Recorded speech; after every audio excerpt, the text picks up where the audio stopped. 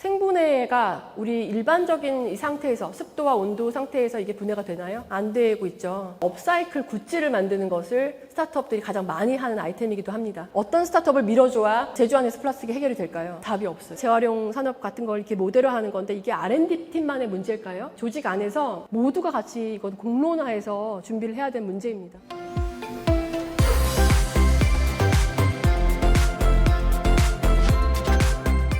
네, 저는 주로 CSR 컨설팅만 지금 한 15년째 해왔고요. 주로 기업과 공공기관 또 ESG 컨설팅 관련된 일을 하고 있습니다. 우리가 사회 문제라고 하는 것들에 대한 정의가 좀 같이 일어나야 될 것 같은데요. 보통의 사회 문제라고 하는 것은 제도적으로나 또 사회 구조적으로 결함이 있어서 지속적으로 많은 다수가 고통을 받고 있는 것들을 우리는 사회 문제라고 합니다. 환경에 대한 이슈 같은 경우에도 그냥 쓰고 버리는 것이 더 편하고 효율적이었지만 이제는 자원이 한계가 되어 있고 전 세계가 같이 공조하고 있는 상황에서는 특히 우리가 코로나를 겪으면서 그게 더 확실하게 느껴졌죠.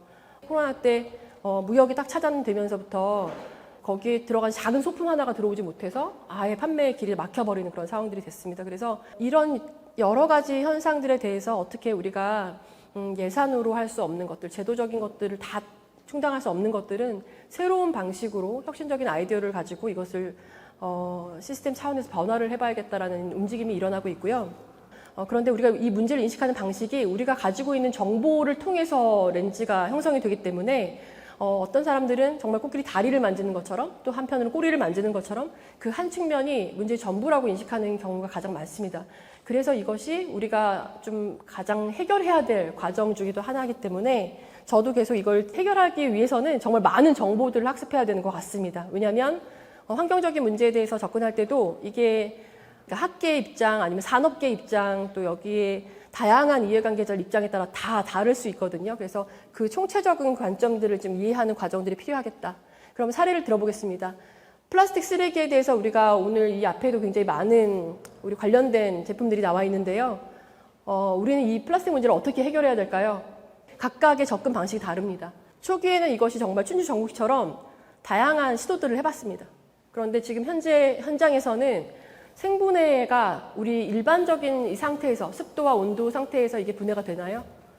안 되고 있죠. 그러면 우리가 지금 전통적인 수거 체계 안에서 지자체나 사업장에서 나가는 모든 폐기물들은 이거 자체도 지금 수거 체계 안에서는 물류나 또 이것의 선별 처리 혼합 유입이 되기 때문에 그것을 해결하기에 굉장히 어려움을 겪고 있는데 여기에서 생분해 제품이 들어가게 되면 생태계가 또 교란이 됩니다. 예를 들어서 기저귀나 생리대 같은 경우도 요즘은 뭐 녹는 물티슈 이런 거 많이 나오죠. 그게 점유율이 많지는 않지만 정화조 막히는 경우 굉장히 많다고 해요. 현장과 이 소비 이 산업과 이것들이 아직 발맞춰 가지 못하기 때문에 학문적으로나 아니면 제품을 개발하는 R&D 차원에서는 생분해가 필요하지만 산업에 이걸 바로 적용하는 것에 있어서는 굉장히 조심해야 되는 그런 항목입니다. 그래서 어떻게 보면 우리가 스타트업 육성을 할 때 생태계를 새롭게 발굴하고 또한 새로운 산업을 펼쳐나가는 것이 굉장히 중요하기 때문에 이것을 육성하고 있지만 이것이 실제로 많은 카페에 깔리게 되면 한계가 있는 거죠.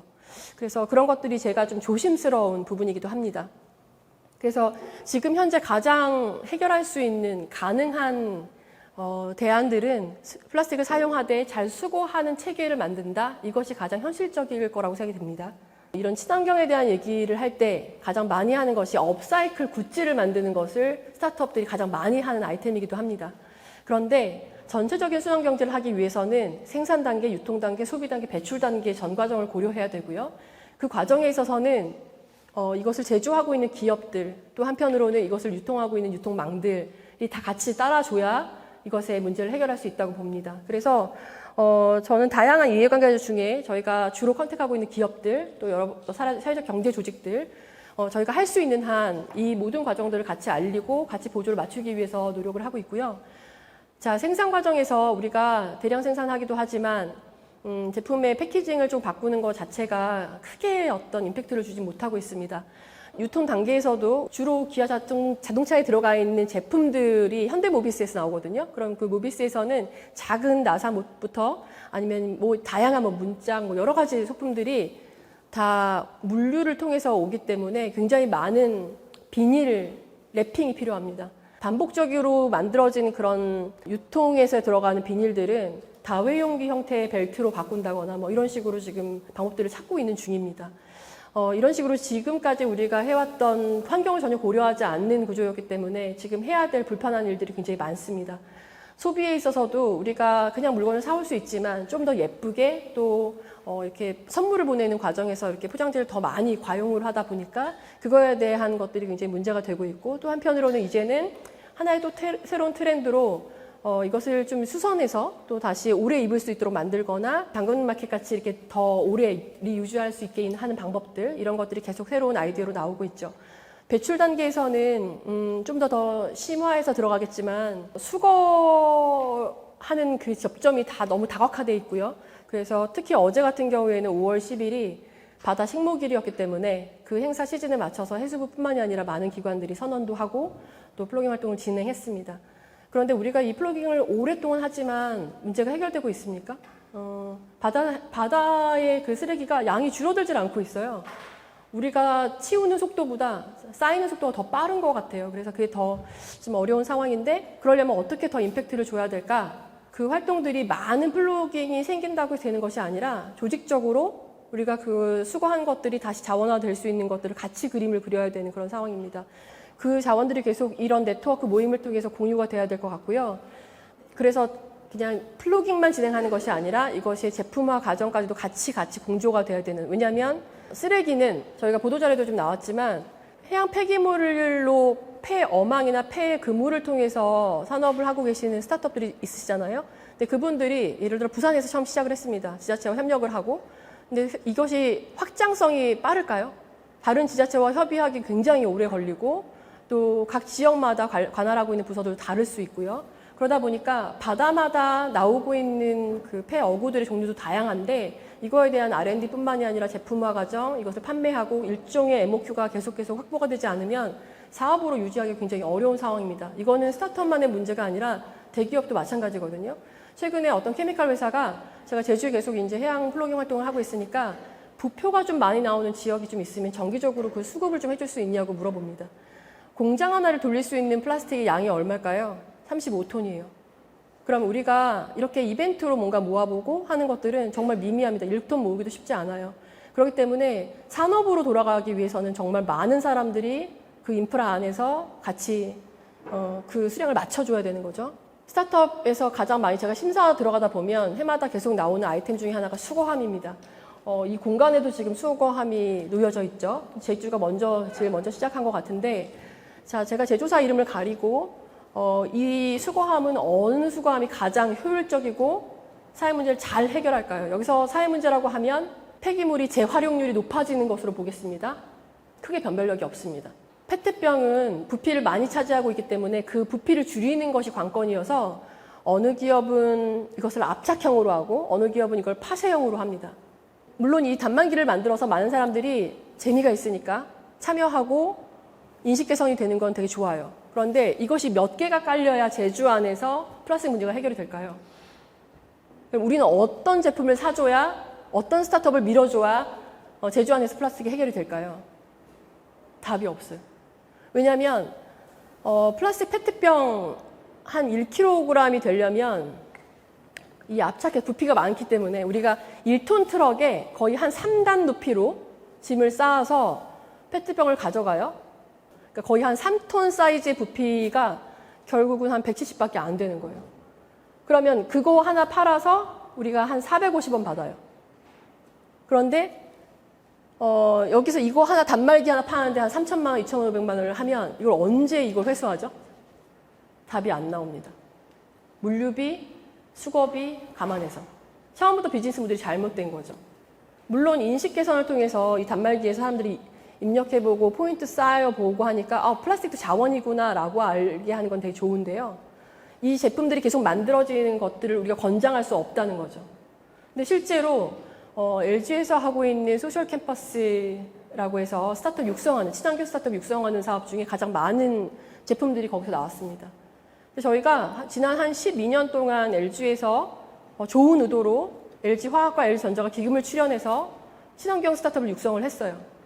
저희도 운영위원이기 때문에 계속 같이 심사도 하고 그 해의 성과들을 같이 나누기도 합니다. 그런데 우리가 알게 모르게 자꾸 이런 상황들을 조장하는 거예요. 왜냐하면 이런 스타트업들이 만들면 정말 비싼 쓰레기통을 만드는 건데 그 쓰레기통을 판매해서 유니콘 기업을 만들 것이냐, 아니면 제대로 사회 문제를 해결할 수 있게 다른 형태의 지표를 만들 것이냐, 어려운 문제죠. 그래서 우리는 어떻게 보면 스타트업이 수거함을 팔기 위한 비즈니스 모델인지 아니면 정말 사회 문제를 해결하고자 하는 모델인지에 대해서 실제 창업하신 분들이 좀 고민을 하셔야 된다는 말입니다.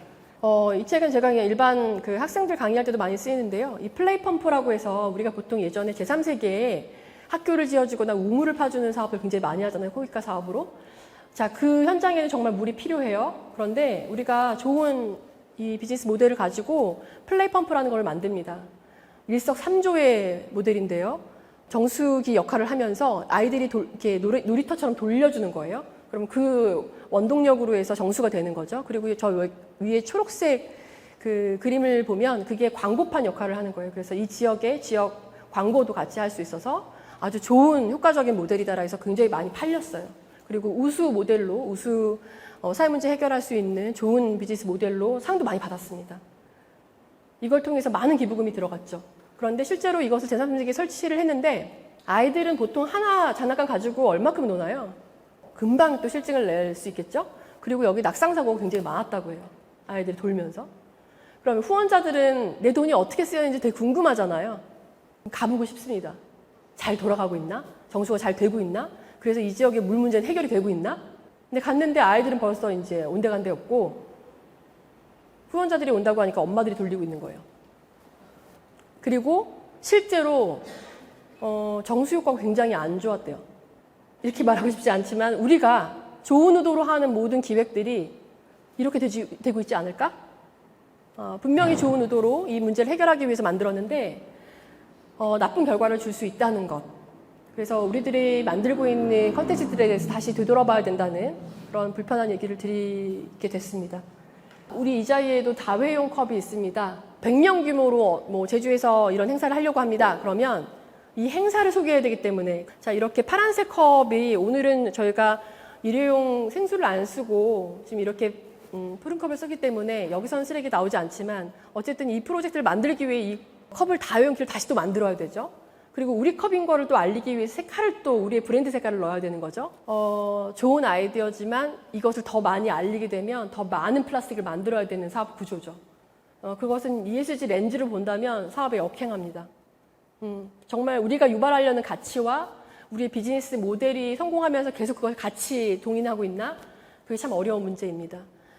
자, 어떻게 보면 제주에 있는 이런 모델이 투박하지만 기존에 있는 우리 집에 다들 텀블러들 뭐 대여섯 개씩은 있잖아요. 그래서 그런 것들을 가져와서 같이 쓴다거나 머그컵을 쓴다거나 어떻게 보면 우리가 해야 될 비즈니스 모델 안에서는 이렇게 투박한 모습일지도 모르겠습니다.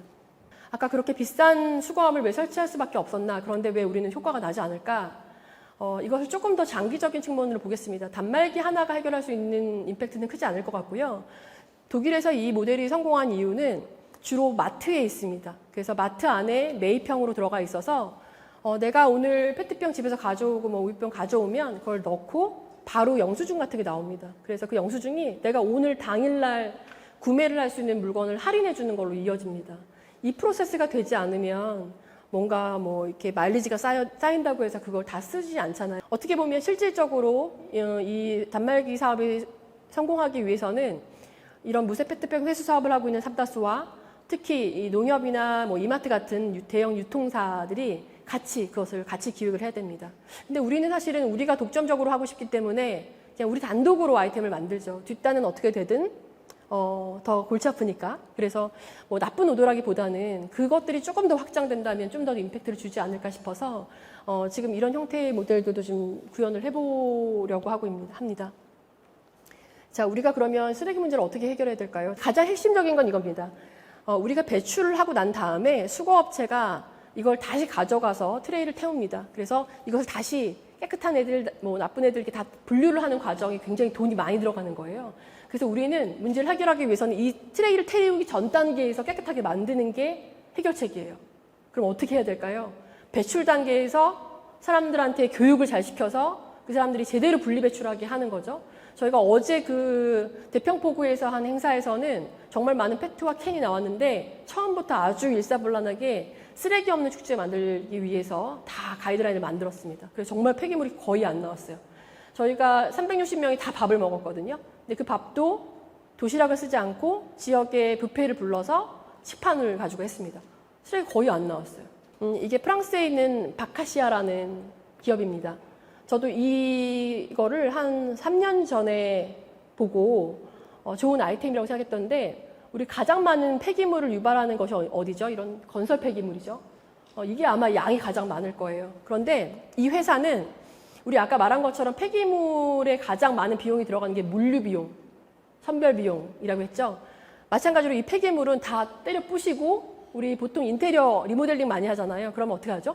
건설사에서 알아서 그 인테리어 업체에서 알아서 다 처리를 해줍니다. 마찬가지로 이걸 가지고 이 회사에서는 예를 들어 월드컵 경기장이나 샤넬 매장 같은 경우에 주기적인 리뉴얼을 하잖아요. 시즌 맞춰서. 그러면 요번에 언제 정기적으로 리뉴얼 기간이라는 게 나오잖아요. 그러면 그 전에 사전에 이 다음 밴더에서 좀 더 중소 점포에서 이것을 가져갔을 때 어떻게 효율적으로 쓸 수 있을지에 대한 컨설팅을 하는 회사입니다. 그리고 여기서 리스크가 될 수 있는 물류나 스토리에 대한 건 안 합니다. 그건 다 정보를 제공하는 거죠, 그냥. 이렇게 해서 회사를 운영하고 있고 매출이 잘 나오고 있는데요. 실제로 이 폐기물의 매니지먼트를 하는 거예요. 그래서 여기 컨설턴트가 굉장히 많이 들어가 있는데 어떤 폐기물은 어떻게 이용하면 좋으시고요. 뭐 어떤 이런 건축 자재들은 어떻게 하면 좋고 파이프는 어떻게 쓰면 좋겠고 이렇게 안내를 합니다. 자, 제가 말한 것처럼 우리가 아까 코끼리 다리를 만들 것인가 아니면 전체적으로 조망을 해서 좀 어렵지만 전체 산업계를 보고 어느 구조에서 우리가 할 수 있는 역할이 있는지를 조금 조망하시는 게 비즈니스 모델 차원에서 굉장히 좋을 것 같습니다. 우리 산에 올라보면 제주에 정말 오름도 많은데 시야가 달라지잖아요. 우리가 볼 수 있는 차원이. 그래서 앞으로 우리가 만드는 비즈니스 모델은 그런 차원의 것이었으면 좋겠습니다. 이게 한계가 있겠구나. 우리가 하는 이 모델이 다른 산업에서는 굉장히 이해 충돌이 되겠구나. 이런 것들을 알면서 가면 조금 더 좋을 것 같습니다. 자, 제가 CSR 임팩트이기 때문에 ESG를 설명하기 전에 CSR에 대한 용어 설명을 한번 해드리고 가는 게 좋을 것 같습니다. 자, 기업의 사회적 책임은 쉽게 말하면 좋은 제품을 좋은 가격에 제공하는 겁니다. 그것이 기업의 본연의 사회적 책임이죠. 그런데 우리가 알고 보니까 이 제품을 만드는 공정에서 좋은 원자재를 공급해서 쓰고 있냐, 또 이 제품을 폐기하는 과정에서 제대로 라이프 사이클을 지켜가지고 폐기하고 있나, 이것들이 이제 중요한 거죠. 이것은 기업의 환경적 책임입니다. 어떻게 보면 좋은 빵을 만들고 있는데 이 만드는 공정에서 노동자들이 자꾸 다쳐요. 그런데 이것에 대해서 이건 어차피 그냥 치료해주면 되지 이렇게 생각하는 거죠. 그런 것은 기업의 사회적 책임에 저촉이 됩니다. 또 한편으로는 우리가 대리점을 많이 가지고 있는데 대리점에게 많은 부채를 준다거나 아니면 뇌물을 받는다거나 이런 것들은 기업의 경제적 책임을 저해하는 겁니다. CSR을 제대로 한다는 것은 어떻게 보면 사회적인 의미 있는 활동들, 봉사활동을 잘하는 건가? 라고 생각하는 일부 사람들이 있습니다. 그게 아니라 기업의 본연의 사회적, 경제적, 환경적 가치를 다 지키는 것이 지속가능한 회사의 결정적인 모태입니다. 경영평가에 보면 아예 항목이 정해져 있습니다. 예전에 17년도만 해도 경영평가에서 사회적 책임 항목이 100점 만점 중에 5점이었습니다. 근데 이제는 거의 30점 플러스 나머지 항목에서도 굉장히 많은 부분이 사회적 가치 관련된 부분이 들어가 있습니다. 그래서 공기업은 ESG를 안 하려고 해도 경영평가에 다 들어가기 때문에 할 수밖에 없죠. 우리 예전에는 기업의 본연의 목적이 뭐야? 라고 하면 주주의 이익을 극대화하고 매출을 극대화하는 것이 우리의 당면 과제였다면 이제는 환경과 사회와 우리 다양한 이해관계자들 고려하지 않으면 우리가 비즈니스를 하기 어려워. 그래서 이런 움직임들이 일어나게 됐습니다. 사례를 볼게요. 한화, 원래 화약을 만드는 회사였죠. 그런데 실제로 한화가 요즘은 한국 화약뿐만이 아니라 해외 에너지 관련된 태양광뿐만이 아니라 신재생에너지를 거의 다 선도하고 있습니다. 이것을 만들려면 우리 발전소 하나 만들려고 해도 어떻게 하죠? 너무 많은 예산이 들어가죠. 그런데 한화가 집속탄을 만들었던 회사이기 때문에 이런 유럽에서는 연기금융 이런 데서 그 가이드라인 안에는 야, 너희들 대량 살상 무기를 만드는 회사이기 때문에 너희들한테 투자할 수 없어. 투자한 것도 회수할 거야. 이렇게 말합니다. 정말 이거는 기업에서 ESG는 그냥 해도 되고 안 해도 되는 그런 상황이 아니라 생명이 달려있는 주요한 상황인 거죠. 그래서 한화 같은 경우에도 집속산 부분을 아예 분리 매각을 했습니다. 지금 이런 상황이고, 그래서 우리가 우리 스타트업들 육성할 때 예창패나 뭐 초창패 거기 항목 중에 ESG 지표들이 막 들어가고 있어요. 그럼 여러분들 이제 거기에다가 코멘트를 어떻게 쓰시냐면, 우리가 유니콘 기업이 돼서 기부 많이 할게요. 그게 ESG라고 표현하신 분들도 꽤 많아요. 근데 그렇지 않습니다. 우리가 처음에 어떻게 만들어졌는지, 우리가 어떤 문제를 해결하려고 하는지에 대한 것들이 ESG의 아주 항목에 다 들어가 있는 거죠. 이 회사도 우리나라로 말하면 LG 화학 같이 바닥재나 이런 뭐 친환경 제품 만드는 건축자재 만드는 회사인데요. 인터페이스라는 회사에서는 아주 오래전부터 우리 회사가 지속 가능하려면 가장 많은 폐기물을 유발하고 있는 건축 업체이기 때문에 모노륨을 깔면 어때요? 이거를 다시 교체하기에는 너무나 많은 돈이 들어가는 거죠. 그래서 바닥재도 이렇게 바닥에 이렇게 패널처럼 모듈식으로 바닥 타일을 붙일 수 있게 하는 구조로 만들어진 회사입니다. 그러니까 그렇게 해서 폐기물을 줄일 수 있고 효율적으로 교체할 수 있게 만드는 거죠. 그리고 여기서 나오는 폐기물들 다시 갈아서 또 새로운 제품을 만들 수 있게 이렇게 사이클을 만드는 거죠. 그래서 폐기물 관리나 재활용 산업 같은 걸 이렇게 모델화하는 건데, 이게 R&D 팀만의 문제일까요? 아닙니다. 조직 안에서 인사총무, 뭐 CSR, 또 여기 이 제품을 개발하는 부서 모두가 같이 이건 공론화해서 준비를 해야 되는 문제입니다. 저희도 친환경 프로젝트를 진행하면 그냥 지속가능 부서 하나만 와서 하는 것이 아니라 전 부서가 다 와서 같이 회의해요, 요즘은. 왜냐하면 거기서 해결할 수 있는 이슈들이 다르기 때문에요. 우리가 친환경적인 것을 얘기할 때 폐기물만 얘기하는 것이 아니라 또 하나, 이것도 부산물 중에 하나인데요. 예전에는 맥주를 그냥 먹고 맥주의 부산물은 그냥 버렸습니다. 그런데 우리가 성분을 조사하다 보니까 거기 안에 단백질, 뭐 무기질, 이런 비타민 함유율이 되게 많이 돼 있는 거예요. 그래서 이것은 밀가루를 대체할 수 있겠다 정도까지 나오게 된 거죠. 그래서 우리 맥주에서는 그동안 버렸던 그 부산물을 새로운 스타트업에게 이제 팔기도 하면서 그 스타트업이 이것을 다시 부산물을 가지고 제품을 만듭니다. 그래서 새로운 부가가치를 만들고 있습니다. 이것은 기업 입장에서도 굉장히 또 하나의 비즈니스 모델을 줬고, 또 이 부산물을 통해서 새로운 스타트업을 육성하는 사업이기 때문에 굉장히 좋은 거죠. 그래서 기존에 버려지고 있던 것들을 새로운 가치를 부여하는 것들이 굉장히 여러분들한테 좋은 아이템이 될 거라고 생각됩니다. 자, 우리가 그러면 이 스타트업은 어떤 렌즈로 사업을 해야 될까? 많은 중간 지원 조직이나 이렇게 스타트업을 육성하는 프로그램이 있는데요. 어느 정도 다 만들어지고 나서 성과를 관리하는 때에 ESG나 어떤 새로운 활로를 주기 위해서 저한테 이제 자문 요청이 좀 들어오거든요. 근데 그때 보면 처음부터 기획이 잘못돼서 이건 어떻게 활로를 틀어줄 수가 없는 그런 사업들이 너무 많은 거예요. 그래서 좀 불편하지만 초기에 사업 모델을 만들 때 이런 것들을 같이 고려해서 한다면 너무 좋겠다. 그래서 사회 문제에 대해서 그것이 어느 사회적인 의미가 있는지, 또 이걸 가지고 어떻게 하면 비즈니스 모델을 만들 수 있는지, 이렇게 만드는 형태의 것들이 초기에 조금 심화 과정이 있어야 좋겠다. 실제로 대기업이 모든 것을 사업을 장악할 수 없기 때문에 앞단에서 스타트업이 빠르게 테스트를 해보고 또 이것이 기업에 같이 가는 것이 이제 오픈 이노베이션의 하나의 사례고요. 저희가 지금 육성하고 있는 스타트업 중에 제주에서 좀 잘 알려진 업체인데, 그 SG마라고 어신, 그 고기를 잡는 플랫폼을 운영하고 있는 기업이 있습니다. 이 회사는 비즈니스 모델이 뭐죠?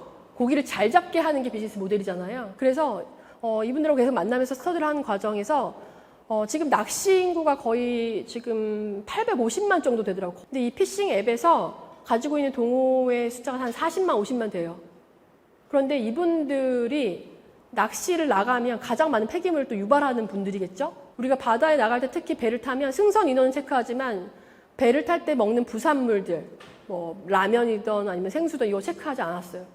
그럼 어떻게 하죠? 그냥 버릴 수밖에 없는 거예요. 버려도 아무도 체크 안 하는 거죠. 이제는 이제 그게 가능하게 됩니다. 그래서 이제 이런 것들은 상시 바다를 나가는 사람들에게 교육시키고 버리지 않게 하고, 폐 어망이 있으면 가져 올라오게 하고, 뭐 이렇게 같이 인질하게 만듭니다. 그래서 저희가 해양정화 할 때마다 일반 그냥 기업들, 플로깅 업체들 같이 하는 게 아니고요. 이런 기관들과 같이 해요. 그러면 더 많이 홍보하게 되고 더 많은 전달하게 할 수 있는 그런 게 되는 거죠. 그래서 저희가 이걸 계속 수치화하고 있습니다. 해경에서도 이거를 개근한다고 하거든요. 쓰레기를 항목별로 모으는 그런 과정들을 하고 있어서 이것들이 제대로 또 수급이 될 수 있도록 그래서 부표가 필요한 업체들 또 폐 어망이 필요한 업체들 이런 쪽으로 갈 수 있게 가름말을 하나씩 하고 있습니다. 자, 제주에는 이거 말고도 굉장한 이슈들이 많이 있죠. 그래서 이게 환경적인 것만 ESG냐? 아닙니다. S에 해당된 것도 굉장히 많이 있고요. 특히 그동안 전통적으로 사회복지 영역이라고 했던 부분들 중에 꽤 많은 부분을 임팩트 줄 수 있는 게 굉장히 많습니다. 그 사례로 제가 가져온 것들이 있는데요. 못난이 농산물 활용해서 뭔가 만드시는 분들도 굉장히 많을 텐데 글로벌 가이드라인 중에서도 UN 푸드 시스템과 관련된 게 있습니다. 전 세계의 한 3분의 1은 과잉 공급돼서 비만이고요. 또 3분의 1은 먹지 못해서 죽어가고 있고요. 또 나머지 일부는 그냥 폐기되고 있습니다. 그런 것처럼 어느 도시나 또 글로벌 모두가 다 같은 상황이에요. 공급망의 이슈겠죠. 그래서 안전하게 영양가 있는 식품을 사람들에게 다 공급하는 거, 그다음에 지속적으로 소비할 수 있게 해주는 거, 그다음에 종 다양성을 인정해주는 거 이런 것들이 앞으로 이제 해야 될 분야 중에도 환경적인 부분에 더 확장된 모델이기도 하고요. 이거 S 부분에서 한 좋은 사례여서 가져왔는데요. 영국의 기업 모델입니다. 제가 이번에 심사하면서 보니까 스포츠, 또 헬스케어, 그러니까 헬스 쪽을 하시고 있는 기관들이 있었어요. 근데 보통은 뭔가 다이어트를 많이 하려는 사람한테 제대로 된 운동을 시켜주는 그런 비즈니스 모델을 많이 하시는데요. 이제 노인 인구가 더 많아지다 보니까 우리나라뿐만이 아니라 영국에서도 와상 노인들이 많이 생기는 거예요. 요양원에서.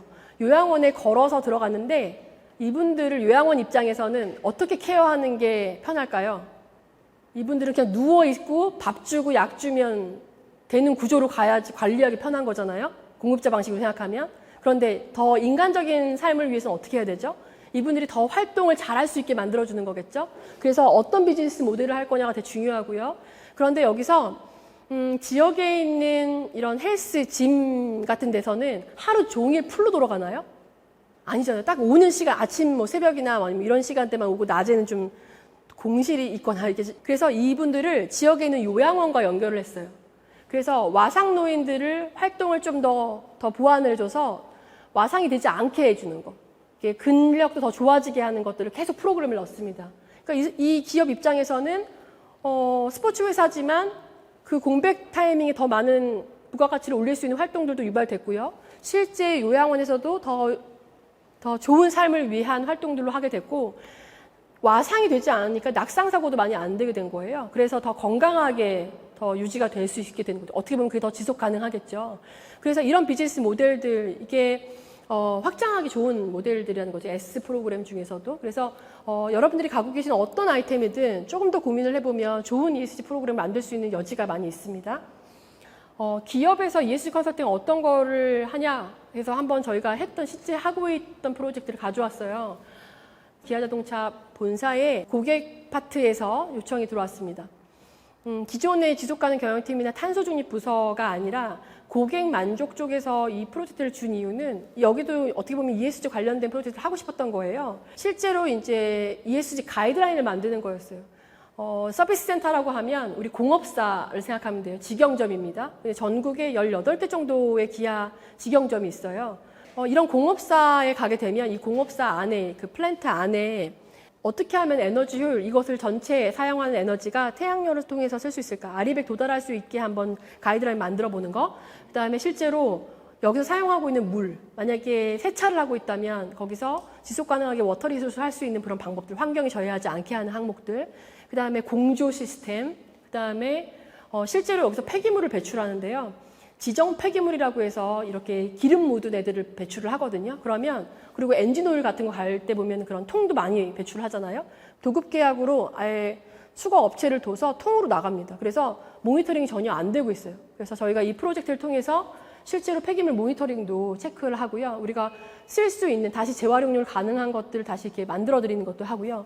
이 가이드라인을 만드는 것은 국내 안에서 전체 이 서비스 센터가 왜 중요하냐면 보통 자동차를 만드는 공장에서는 탄소 발자국 줄이기 위한 것들을 기획을 합니다. 그런데 판매하고 나면 소비자들이 더 오랫동안 많은 자동차를 굴리잖아요. 거기서 더 많은 탄소 발적이 나오는 거죠. 그래서 어떻게 하면 친환경적으로 에코드라이빙 할 수 있게 할까? 아니면 이 차량을 어떻게 유지 관리하면 이것들의 에너지를 세이브할 수 있을까? 이런 것들을 안내하기 위한 접점으로 생각하는 거였어요. 그 과정에서는 이제 뭐 다양하게 저희가 할 수 있는 가이드라인 항목들, 체크리스트를 만들었고요. 글로벌에도 전 세계의 기아 자동차가 나가 있기 때문에 이제 해외 같은 경우에는 국내처럼 딱 기아 단독의 이런 서비스 센터는 없고 뭐 벤츠나 뭐 여러 회사들과 같이 하는 복합 시설로 이렇게 운영이 된다고 하더라고요. 거기에 이제 가이드라인 만든 형태로 이렇게 진행을 합니다. 그래서 기업에서는 제품을 만드는 공정에서 또 유통하는 과정에서 어떻게 하면 그걸 저해하는 것들을 상쇄시킬 수 있을지 그런 것들을 많이 하고요. 폐기물 관리에 대해서 계속 트래킹 하려고 하고 모니터링 하려고 하는 바람이 있습니다. 자, 이런 활동들이 지금 기업에서 하고 있는 여러 사례들인데 이것 또한 전체 스펙트럼의 일부입니다. 굉장히 범위가 커요. 그래서 여러분들이 하고 계시는 것들이 우리는 친환경 활동을 할 거야, 일회용급 쓰지 않을 거야 라는 것은 이 전체 범위 안에 아주 작은 포션이라는 것. 그래서 ESG라고 하면 항상 써야 되는 항목들을 자꾸 이렇게 쓰시는데 그러지 않도록 해야 될 것 같아요. 그래서 앞으로 우리가 그 상종경제혁신센터에서 진행하는 여러 이제 프로젝트들이나 또 이렇게 육성 프로그램에서는 될 수 있으면 그런 항목들 같이 고민해 드릴 수 있도록 창구를 마련하려고 합니다.